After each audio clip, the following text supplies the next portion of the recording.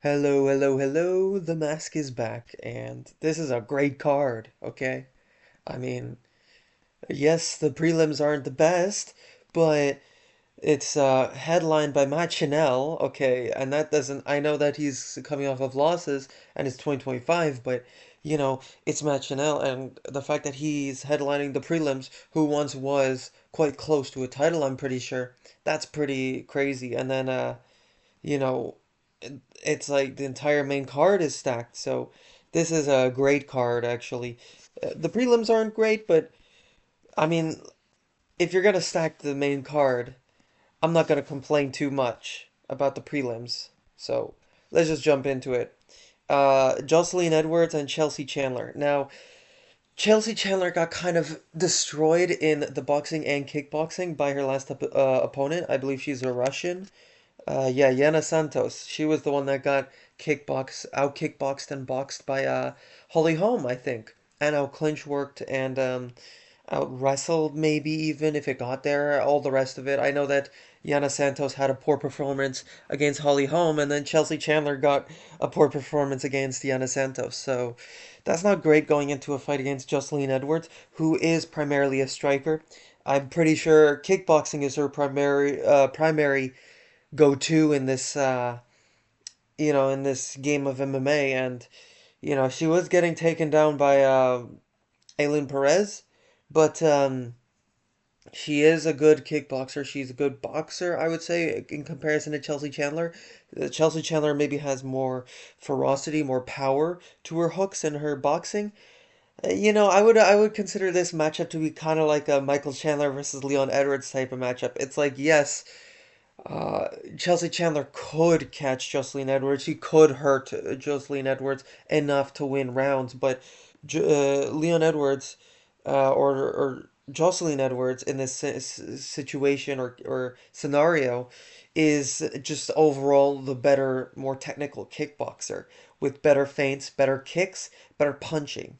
And even, I mean, I've not seen it too much, but I think Jocelyn Edwards does have better knees, whereas Chelsea Chandler is more just a gritty, um, overhand, hooks, not really technical female MMA fighter. So I'm gonna have to say a decision, pretty clear 29-28 for Jocelyn Edwards.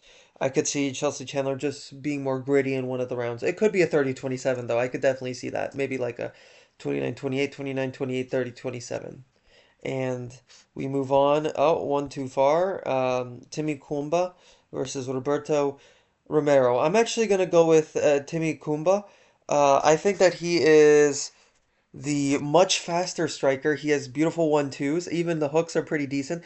Now, I really, really, really don't like his chin going into this. So this is really worrisome because against Lucas Almeida, even though, yes, he was finding success in the third round, I feel like he won the third round with faster combinations. And in the last minute of the fight, he was actually able to get a takedown and do some decent ground and pound, really showing that he was the fresher fighter at the end. But um, yeah, I really, really don't like his chin because earlier on he was getting rocked all over the place, getting dropped all over the place, dropped in the first round twice.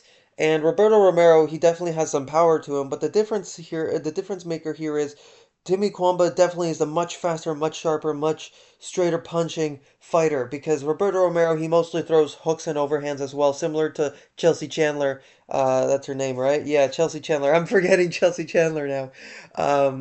I mean, could you blame me? But Roberto Romero, yeah, he mostly has really just hooks and overhands, and you'll see why that really is not impressive for David Onama to get dropped by Roberto Romero with this kind of reasoning later into these predictions as we get to David Onama's fight. But Roberto Romero, yeah, I mean he's got good jiu-jitsu as well. I heard rewatching the commentary of that Romero versus Onama fight. I was hearing that they were saying that he was like a black belt or something, and he did kind of get a decent position at one point after he dropped David Onama, but he wasn't able to get any such success afterwards after that. So I really don't think that he could get anything on the ground, and I think Timmy Kwamba has more aggression, more faster straight punches. His 1-2 is really good. His hooks are also pretty good. He has also some good counters, and he knows how to exit the pocket pretty well. It's just that Lucas Almeida was using his range better. He was the taller fighter, which was definitely hard for Timmy Kwamba to adjust to, and he also just doesn't have a good chin, let's put it plainly like that. And also, Timmy Kwamba doesn't feint that much. He mostly just relies on his speed. But I think that's going to be enough here, and I think that he's going to KO Roberto Romero in the second round. Pretty brutally. And not many pickle? Pickle? Not many people are picking that. So that's going to be a pretty good prediction if I get it right. Pretty decent underdog as well, I think, even though he's not like that much of an underdog on the odds. And then Jacqueline Amorim versus Poliana Viana. Poliana Viana, I mean, yes, she technically has a jiu-jitsu base, but let's be honest, the people that she's actually defeating, not that impressive. Her opponents, you won't really remember.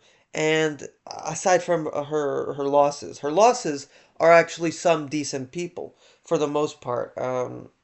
Especially Julian Robertson's on the way up. Tabitha Ricci, not so much, but she is okay on the ground. She's got okay jujitsu. Not really something to write home about on the striking, but Jacqueline Amorim, she kind of just, what was that stutter? She kind of just completely destroyed. I understand there was some cheating in there by the looks of it, but she kind of just destroyed Vanessa Demopoulos. And Vanessa, I think she's kind of a gritty vet, so I don't think that's I don't think that's a terrible win. I think that's a pretty decent win. And I know that she's not quite a Sam Hughes, which Jacqueline Amorim lost to, but she actually kind of put up a fight in moments against Sam Hughes. And who was it? Who was it? Let me just double check here. I know her second last win was yeah, Corey McKenna, like a pretty decent prospect in her own right. Now I know that she's not on a win streak, but Corey McKenna is actually pretty decent, and she also dispatched of her pretty quick as well. So I'm gonna say a second round, I think, submission here. I think that the first round it's gonna be a bit of a feeling out process, but I think that Jacqueline has been fighting against better opposition, and she's winning, and momentum is a real thing. While Poliana Viana's been hanging out with Alex Pereira, not really actually fighting it lately. She's fought like, what was it, a year, 3 months ago? Yeah, something like that, year, 2 months ago. And so it's just like momentum, activity, youth, everything's on Jacqueline's side, as well as the skills. I feel like she's a much better jiu-jitsu practitioner. So I'm going to say second round submission. I'm going to say she finds a way to get it to the ground and gets it done from there. And then we have Cameron Simon versus Malcolm Wellmaker. Interesting fight this is because Cameron Simon is, I would say, a better kicker, a better grappler, but Malcolm Wellmaker is everywhere else much better. His defense is better, I would say for sure. His shoulder rolls are good. His he keeps his hands up when he needs to. He has good explosivity, good counters, and that's kind of how he dispatched of his last opponent. I forget his name, but he was like a British guy on the Contender Series, Adam Bramheld. Let me just double check. Yeah, Bramheld. Yeah, he kind of just destroyed him with one clean punch. It was like a counter hook, I think. Uh, yeah, right hook. I for some reason thought it was a left for a moment, but I remember watching that fight earlier today, but um, I was watching a lot of lots of fight tape today, so that's why I don't quite remember if it was a left or a right. But I know that he countered with a beautiful hook, and he just fell to the ground there. And then, Cameron Simon does not have the greatest chin. Unfortunately for him, it's also not just that. It's also that he's always been fighting against these harder hitters. Like even Daniel Rodriguez, was it Daniel? Christian Rodriguez.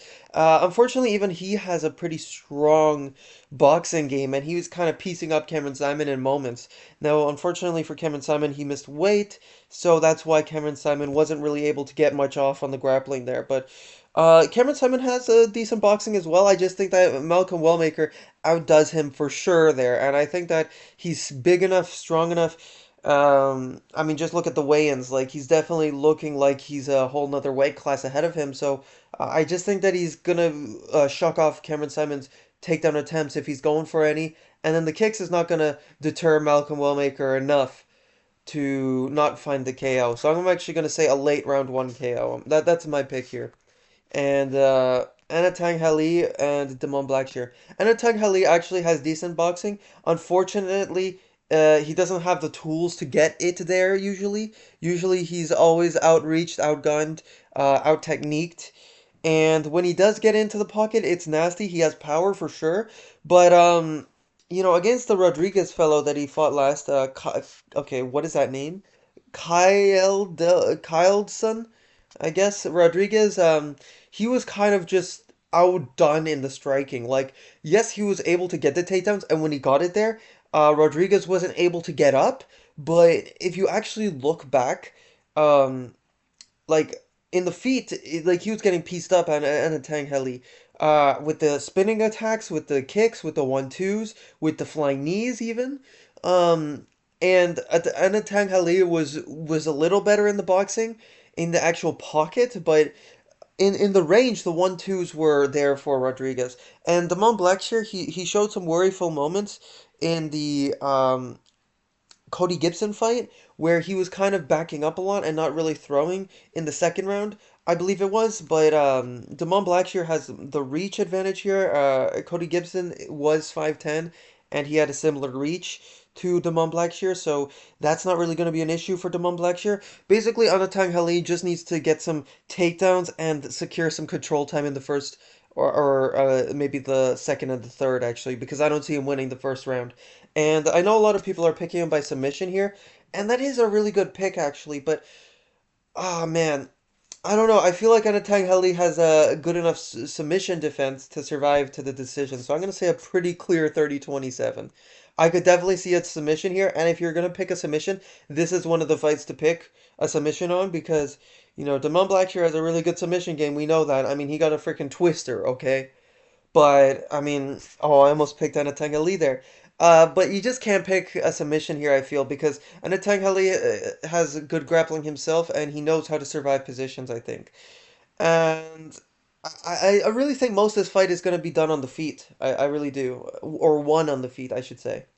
And Chris Gutierrez, John Castaneda. Similar situation, although actually the reach is on John Castaneda's side. Chris Gutierrez uses his reach and his kicks a lot better. He has some of the best kicks in the division by far. Now, sometimes he doesn't really throw enough. Sometimes he just throws ones, 1-2s, just one kicks, and then when he does throw, it's good, but he just throws like ones. He doesn't really throw 1-2-3, 1-2-3-4, 1-2, 1-2-3, etc. And John Castaneda is definitely going to be the better boxer, but Chris Gutierrez uses his reach and his distance management and his feints a lot better, to whereas he's going to be a much better rangy boxer, whereas John Castaneda is going to be the better boxer overall. Chris Gutierrez is going to use his boxing better, just overall, just off of his kicks, just off of his teeps, his feints. He's going to mix it up better. And John Castaneda, I'm surprised some people are actually picking him or saying this will be close, because the matter of the facts are, and also the odds are, like flabbergasted. It's crazy. The matter of the facts are is the matter of the facts are the matter of the facts are is what is this grammar? The point is, okay, Chris Gutierrez is gonna win this by a pretty clear decision. Only way he loses this is if he gets caught, because Pedro Munoz dropped him, and so John Castaneda probably could at his youthfulness. I'm not saying he's younger, or that much younger, but he is younger than Pedro Munoz. So there is that, and you know, he's got a decent boxing game. It's just that he was getting completely outdone by Daniel Marcos, and I feel like Daniel Marcos um, replicated, or not replicated, showed the blueprint that Chris Gutierrez needs to follow. So Daniel Marcos was dropping John Castaneda with like jabs, I think it was, or 1-2s. I'm not saying Chris Gutierrez has that kind of power, but who's to say that he can't? And he does have similar technique level to a Daniel Marcos, I would say. So Chris Gutierrez, pretty clear decision there. Evan Elder versus Gage Young. Evan Elder, I mean, I think he's going to get a pretty clear decision. Probably one on the grappling. Um, he could do some good things on the feet. As far as I'm aware, this was a short notice fight, and I definitely think that Gage Young could win this, considering he's a younger guy. youthful. He's strong. He's got some decent power, decent technique overall. But it's just not enough on short notice when, Evan Elder, it kind of, I feel like he's just way more well-rounded. You can kind of tell that I'm not too familiar with these guys here because, it's I'm not really referring to certain moments within fights, certain openings that I see, but I just think that this is the safe pick with Evan Elder. I think that he's way more well-rounded. And Jimmy Flick, Matt Chanel. I mean, Matt Chanel, he's definitely very chinny, and he's been finished a lot, even on the ground. But that was an out-muscling thing. I don't think that Jimmy Flick has the strength of a Durden. And I know what you're saying. Oh, he got submitted, right? Cody Durden by Jimmy Flick, and that's certainly something to talk about here. But I feel like it's just it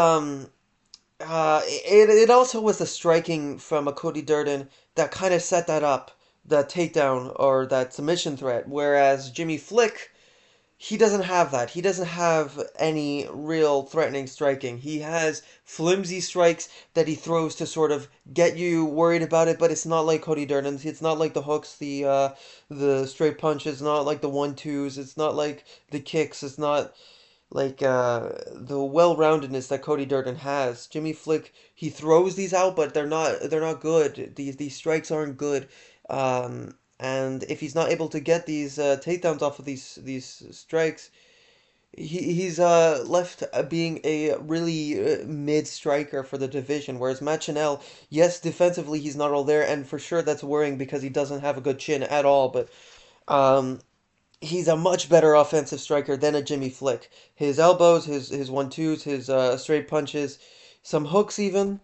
I think that this is a pretty clear Matt Chanel decision. I could see a finish for sure. I could definitely see a finish. Um, why not? Why not? I'll go for a finish actually because I mean if he's able to get one off of uh what's the dude's name? The Chinese guy, Sumaderji. Why not? Why can't he against Jimmy Flick? I'm gonna say a round three TKO up against the fence. And then Ikram Eliskerov. Now we're getting to the juicy stuff, man. All right, let's go. Ikram Eliskerov, Andre Muniz. Now, unfortunately for Andre Muniz, he just can't really find the takedowns. He can't really find the jiu-jitsu moments to actually win this fight. And on the striking, he's just completely outnumbered. Ikram Eliskerov, he is going to be faster, and he has better 1-2s, better flying knees, better kicks, I think you should say. Andre Muniz, he's definitely not a terrible striker, but I think that Ikram Aliskerov has been working on striking very, very, very much so, and you could tell in the fights that he's been winning. Now, granted, he has been fighting some chinny guys, and that could be the reason why he's been knocking these guys out. You could definitely say that, but I still think it's impressive to KO Phil Hawes and Wardley Alves in the first round the way he does. I mean, these guys got folded. And when he sees you hurt, he just flurries on you, and there's not really much you could do.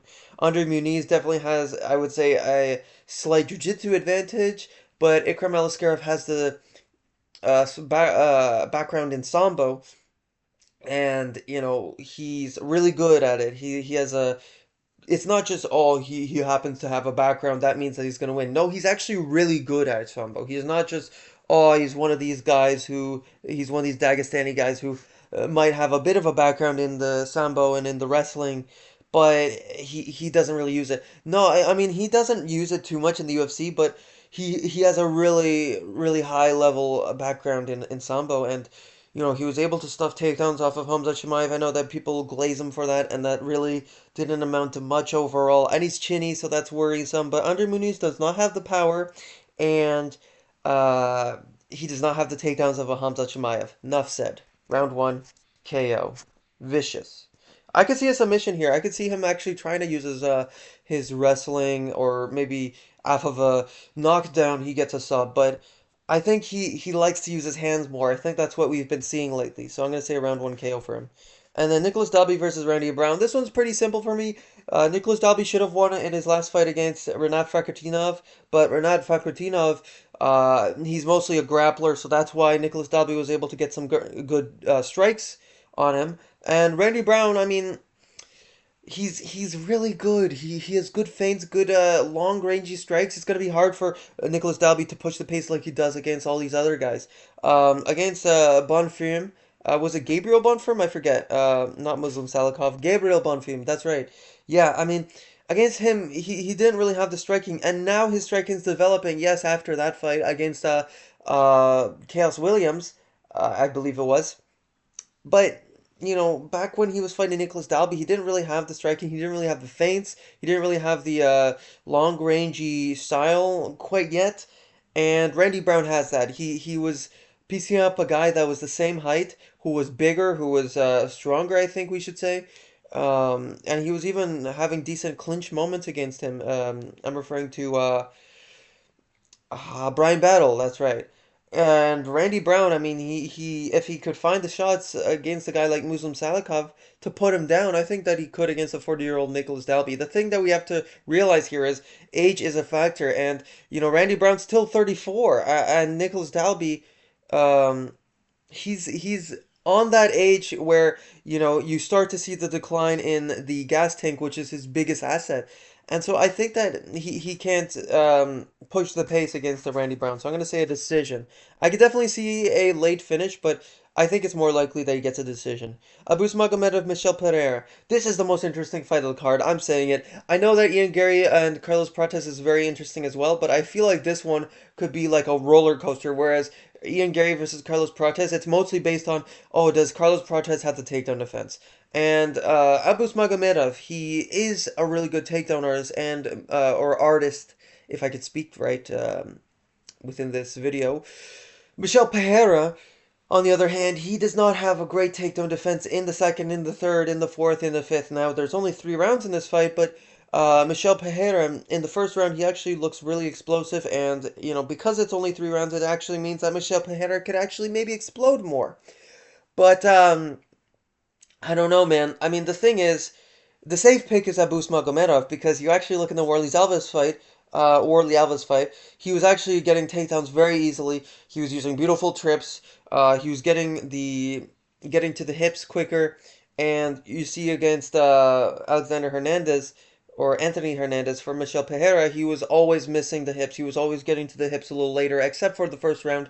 He was actually not too labored in the first round, but he got very tired as the fight went on. And the difference is Abus Magomedov is not Anthony or Fluffy Hernandez. It's Abus Magomedov, and he definitely has some good takedowns, but sometimes he likes to test the striking, and that could be a risky thing to do against Michel Pereira, who is really, really explosive. And if he just lands a crisp 1-2 against Abus Magomedov early, that could be it for Abus Magomedov. That could be spelling the end of it. And against Bruno Ferreira, Abus was actually entertaining the striking more against than against the Warley Alves. And yes, he has good reach. He maintains the reach quite well, and certainly the reach for Michel Pereira being 6'1", more like 6'2", I think you should say, because he was the same height as Abus. It's certainly not a great thing to see because, that reach is not good for the height that Michel Pereira has. And, he's also younger, so that could play a factor. He could be the more youthful guy, the more explosive guy in that regard. But Abus has good teep kicks, good front kicks. He could keep him off in that regard. When people are pressuring him, he does have good hooks, actually, in the pocket, Abus. No, he doesn't keep he has good distance management, but he doesn't keep his hands too tight. He doesn't have a very good guard. He doesn't, have a very good chin either. Aside from the Warley Elvis fight, he gets chinned in every fight. And yeah, it's very worrisome, but I think we have to go with Abus here. I think we're going to go with a submission here. Probably a third round submission I could see here. It's definitely a risky pick because Michel Pereira is very explosive, and early on Abus is kind of like too lackadaisy, too nonchalant, not too explosive himself. I know that the Dustin Stoltzfus fight, he got him out in the first round, but Dustin Stoltzfus kind of just, he got front kicked and he wasn't able to recover. What can you do? It's just a different situation. He's not as explosive. He's not as fast. It's different. So I'm gonna say round three submission. It's definitely a hard one to pick. Giga Chikadze, David Onama. This one's really interesting. So people are overrating David Onama crazily, and it's insane. He's a minus 205 favorite. This is the best underdog of the card. Giga Chikadze, I'm gonna say a second round KO. The reason why I'm picking a second round KO is because I think that David Onama, his chin is not that good. He does not have good defense. Offensively, he's pretty good. He has good body shots. He definitely has some decent grappling, actually. If you actually look back at the Romero fight, his last fight, where it was a short notice guy, and he wasn't even in the UFC as far as I'm aware. Um, he got dropped. Then, yes, he makes a comeback with the body shots, and then he gets the takedowns, and that's certainly worrisome for Kiki Chikadze. But all he has to worry about is the chin, which he actually hasn't been chinned. I know that people talk about his chin because he doesn't have a very good, like, his chin doesn't look good. He just has a very pea head. You know, when Connor talks about Dustin's chin, he's also talking about Giga here because Giga, man, he definitely, and it's true. He definitely has a pea head sort of shape. He has a very small chin. It's not great, but man, I really like Giga. I like his fight style. I like his kicks. His distance management's really good. Against Arnold Allen, he was actually struggling to get in the pocket, and I know that people remember that fight as a oh, you know, he was just kind of getting pressured and he couldn't really do anything with his kicks. No, even on the back foot, he was able to get head kicks even when he was backed up against the fence. Kicks all around the body, the kicks all around the legs. And David Onama, if you actually look back at that Romero fight, he was actually getting leg kicked to oblivion. And Roberto Romero went away from that when he was getting gassed, when he was gassing out, likely due to being on short notice in the second and the third round. Although we don't know, maybe it's not due to the short notice. Maybe he just isn't that explosive and he just doesn't have a good gas tank. But in the second and third, he went away from the leg kicks, and David Onama actually got dropped in the third round. I think it was off of a leg kick. It wasn't a nasty drop, but it was a drop off of a leg kick nonetheless. And I think that this is such an easy pick. I think that Giga can go to the leg kicks, he can go to the body kicks, he can go to the head kicks. Although David Onama did catch a head kick from that Romero guy earlier on the card, and then he got a takedown off of that. So that is worrisome because I believe Giga, I mean not Giga, Calvin Cater got Giga to the ground and got some nasty ground and pound off of him in his fight, and that's certainly worrisome. So he has to train with Beneil Dariush on the ground game for sure here because Beneil is a good guy to have in your camp, but you know against a guy like David Onama who is explosive.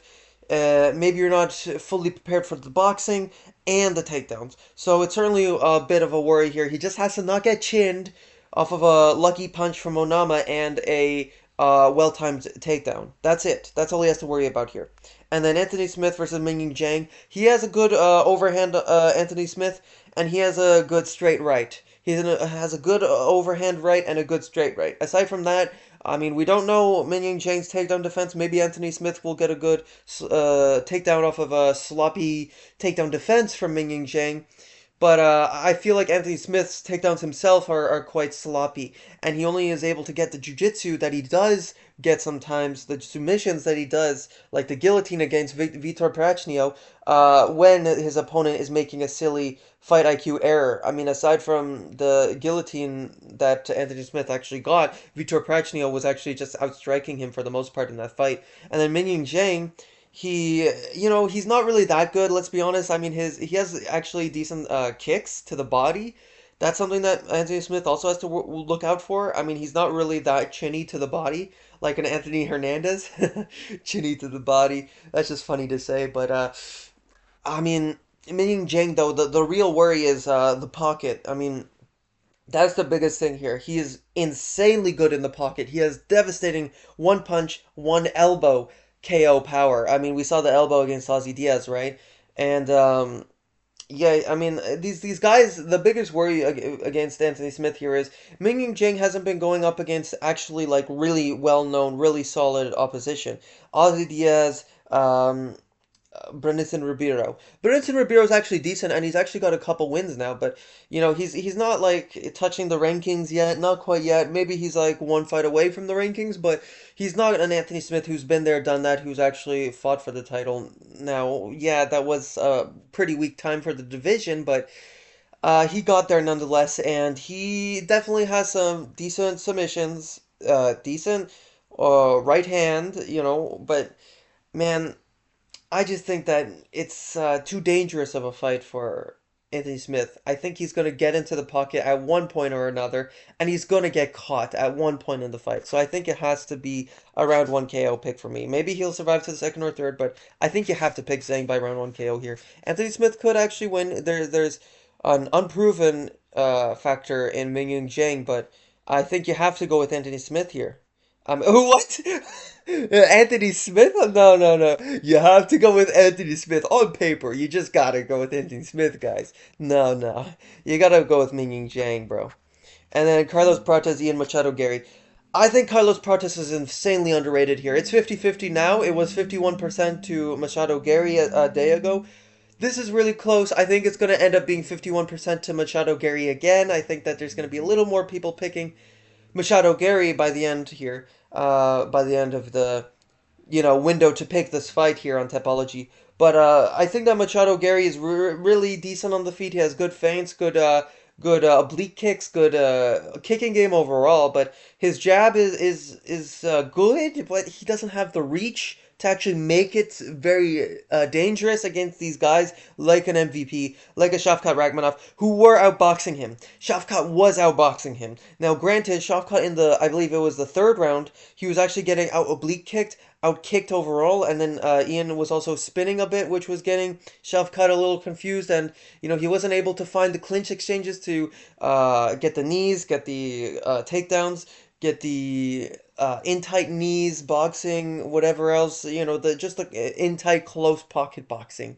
Machado was just the better kicker in that fight, but the boxing was impressive from Shavkat because he was outboxing him, and Shavkat's not really known for his boxing. Like, yes, he was outboxing Jeff Neal in moments, but that was offensively. Defensively, he was getting pieced up himself. So that was crazy, and Carlos Prates is a sniper. He's an insane Muay Thai striker. He has such accurate punches, devastating power, super sniper-like, fast, powerful, accuracy, like I said. And Ian Machado Garry, he has to go for the takedowns. That's the path to victory here. We know that. I'm surprised how many people are picking decision, because if I was picking Garry, it would be a submission. If I was picking Prates, it would be a KO. In my opinion, this is either a round 3 KO for Prates and round 3, or round 3 submission for Garry. Because the situation we have here is Carlos Prates, he is much better in the striking. Yes, Ian Garry has decent jabs. He has okay hooks at times, although he definitely doesn't want to be in the pocket here. It's certainly not like Carlos Prates' hooks or jabs or knees or kicks, teep kicks. Although Ian has good oblique kicks, Carlos is definitely better on the feet. Like, Ian can survive on the feet, but how long is the question. And he needs to take this to the ground. The problem here with picking Ian Garry, and I'm not picking him, I'm picking Carlos Prates by round 3 TKO, or vicious KO, I should say, actually. I think I'm going to pick a brutal, vicious, devastating flatline KO, even though I actually do think Ian's not too bad on the feet. The issue is he doesn't go for the takedown enough against an MVP, against a Shavkat Rakhmonov. I get it, Shavkat's good on the feet as well, or I mean on the ground, but you saw he was able to get the back there, and he just wasn't going for it enough there. I don't think that Carlos Prates also is a slouch in the takedown defense department. Now, when it gets to the ground, that's interesting, because I definitely think that Ian is better there. He has a really good body triangle, he has a really good back take, and he's got good head position when he takes people down. He keeps his head above the others, his opponents, which keeps his opponent from actually getting whizzer, getting advantageous position to get back up. And that's certainly something that we have to look out for here, because Ian Garry, if he gets that, if he gets his head above Carlos Prates, if he gets a solid takedown, and then he gets the body triangle, I definitely see him having better submissions, jujitsu, control. I think that he could get the submission in the third round. I think that he could have a hairy first round, get the takedown in the second, and then maul him in the third. I could definitely see that, but I just don't think that he does the takedowns enough. I don't think he goes for it enough, and that's the problem here. So I'm gonna have to go with Carlos Prates, and also Carlos Prates isn't a slouch in the takedown defense. It's just, yeah, it's an unknown, but against Neil Magny, against these other opponents, even outside the UFC, you look back in his career, he actually has some underrated takedown defense. He, and Ian Garry does not have the pocket boxing to pressure Carlos Prates back. Against Charles Radke, Carlos was actually getting pressured back at moments. Now, when he found his timing, he found the KO and it was vicious, absolutely. But beautiful knee. But you know, he doesn't have the boxing. Ian Garry got dropped for pocket boxing in a Song Kenan fight, I believe it was. And I don't think that that's safe for him to go for. So I really think he just needs to shoot immediately, almost like show a few feints, show a little jab, show a little oblique kicks, and then go for the takedown immediately. And then maybe the first round he doesn't get it, but the second round and the third round he really needs to shoot. And I don't think that he could. I just don't think his fight IQ is proven. I don't think that his Carlos Prates' takedown defense is as bad as people are making out to be. And I think this is a great pick. I think that these are great picks. Thank you so much for watching. Like, comment, subscribe. Mask of MMA out.